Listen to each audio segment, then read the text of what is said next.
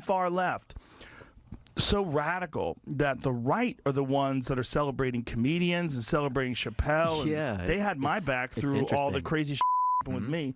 It was Fox News that had my back. I'm so liberal.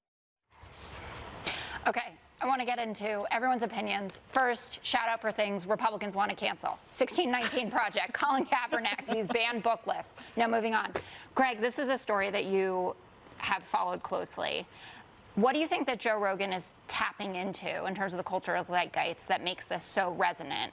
Well, there's two things. One, there's a bifurcation in that ideology, we would kind of liberal leftism, and it's not like Joe Rogan or Dave Chappelle or Ricky Gervais are like leaving.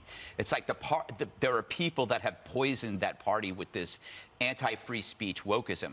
The long-term strategy that we, people on the right, decide to share the risk and defend those that may not like us. Like, I will defend Bill Maher. I'm sure he hates Fox. I don't know, Rogan, he may hate Fox, but whatever. But they will at some point see the value in the mission of sharing the risk, and they'll realize that that's all we've got. I mean, the fact is, his side isn't doing it. He's the least political person that you might ever see at this kind of level of fame.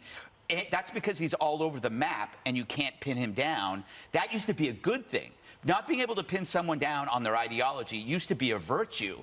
But now people on his side are saying, no, I need you to agree on every single thing or you're out. That's why you're seeing people like Dave Rubin and others leaving the left, because the left is basically kicking them out.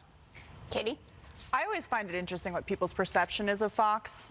You know, when they haven't watched the channel, like, there's an entire industry that is built on just trying to, destroy Fox and decide what they are instead of people just watching the channel.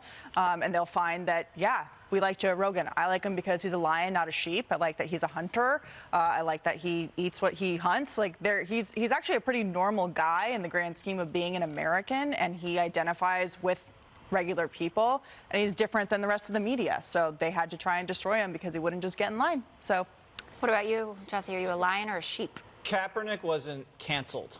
He stunk. And so no one wanted to hire him. And he wasn't good enough to be worth the headache with the kneeling garbage. What was the other thing you said? 1619 was factually inaccurate. Oh my so you God. can't cancel something that's factually inaccurate. It's just inaccurate. Josh what was the Hawley other thing has you said? a bill about this. What was the other thing you said? Some the books? banned book list from Governor Abbott we just and didn't Governor want McMaster. Transgender books in kindergarten? That's not true. What about Beloved? I've never heard of it. That's embarrassing. Judge, what about Beloved? It's on one of these banned book lists. Toni Morrison now. Here's the bottom line. Okay. Well, you have to be specific about what. Colin Kaepernick was a loser. Okay, he was trying to get attention. That's number one, and that's from me. He was a bad quarterback for the 49ers. He's horrible. Hey, if he was good, I'd run him on the Eagles. Is a normal guy. Okay, he's normal and he's smart. You take away guns from law-abiding citizens, criminals are the only ones who are going to have them.